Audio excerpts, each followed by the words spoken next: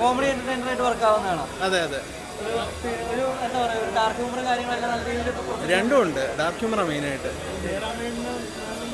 നല്ല അടിപൊളിയാണ്. അതെ, ഗോകുലേക്ക് കാണിയല്ലേ അതുപോലെ ഒരു കോമഡി ഇല്ലേ, മറ്റേ ഒരു ഡാർക്ക് കോമഡി, ആ മോഡലിലാണ് പടം പോയേക്കുന്നത്. ഉറൂസി ഉഗ്രനായിട്ടുണ്ട്. ഉറൂസി ജയറാം കോമ്പോ ഉണ്ടല്ലോ, നമുക്കറിയാമല്ലോ കിടിലിനാവുന്നു. ആ ഒരു കോമ്പോ കിടിലിനായിട്ടുണ്ട്. പിന്നെ മിഷ്കിൻ നന്നായിട്ടുണ്ട്. മിഷ്കിൻ ഡയറക്ടർ മിഷ്കിൻ അടിപൊളിയായിട്ട് ചെയ്തിട്ടുണ്ട്. നല്ലൊരു രസമുള്ള ഒരു കോമഡി ഹൊറർ ഇത് കേട്ടോ, ഒരു ഡാർക്ക് കോമഡി മൂവി മോഹിനിയാട്ടമൊക്കെ കാണുന്ന പോലെ നമുക്കിത് തോന്നുന്നു. നല്ല പടം, അടിപൊളി. അല്ല എന്നാൽ നമുക്ക് എൻജോയ് ചെയ്യാൻ പറ്റുന്നൊരു പടം. എന്നിട്ട് അവസാനം വരെ ചിരിക്കാനും എല്ലാം ഉണ്ട്. ഉറൂസിയാണ് മെയിൻ റോള് കയറി. ഉറൂസി അടിപൊളിയായിട്ടുണ്ട് കേട്ടോ, ഗുരൻ അടിപൊളി. കുഴപ്പമില്ല, ആവറേജ് പടം, എൻ്റർടൈൻമെൻ്റ് ആയിട്ടും തോന്നിയില്ല. നമ്മളിപ്പോൾ ഒരു മോഹിനിയാട്ടം അല്ല, അതിലൊക്കെ ഒരുപാട് പറയില്ല. ഫാമിലി പടമാണ്. അങ്ങനെയുണ്ട് ഇൻവെസ്റ്റിഗേഷൻ അങ്ങനെയുള്ള കാര്യങ്ങളൊക്കെ.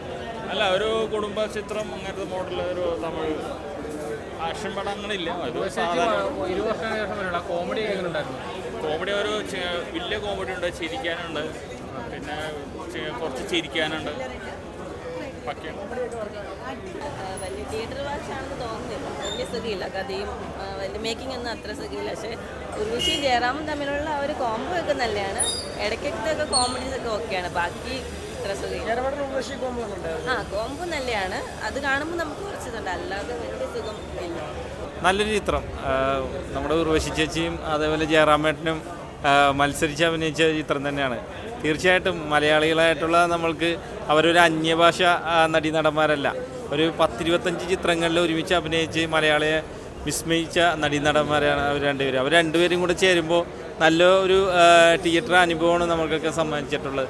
ഈ ഒരു തമിഴ് ചിത്രത്തിലേക്ക് വരികയാണെങ്കിൽ നല്ലൊരു ഇൻവെസ്റ്റിഗേഷൻ, അത് നമ്മുടെ തമാശയുടെ രൂപത്തിൽ കോമഡിക്ക് ഒരു പ്രാധാന്യം നൽകിക്കൊണ്ട് അണിയിച്ചൊരുക്കിയിരിക്കുന്നു. ഇതിൽ അഭിനയിച്ചിരിക്കുന്ന സാൻഡി മാസ്റ്റർ ആയാലും നമ്മുടെ മിഷ്കിൻ സാറായാലും എല്ലാവരും നല്ല രീതിയിൽ തന്നെ ചെയ്തിട്ടുണ്ട്.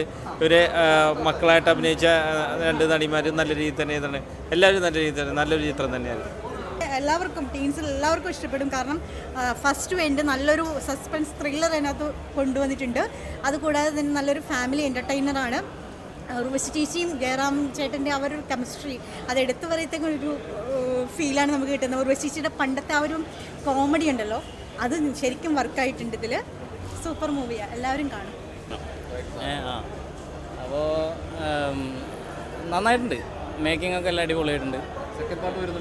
സെക്കൻഡ് പാർട്ടിൻ്റെ ഒന്നും അങ്ങനെ പറഞ്ഞിട്ടേ ഉള്ളൂ, പക്ഷേ ഒന്നും കാണിച്ചിട്ടില്ല. മെച്ചപ്പെടുമെന്ന് വിചാരിക്കണം. ആ കോമ്പോ രണ്ടാളുള്ള ഒരുപാട് കുറച്ച് ചിരിക്കാനുണ്ട്. ഇല്ലല്ല, നന്നായിട്ട്. ആ ഫാമിലി എൻ്റർടൈൻമെൻറ്റ്.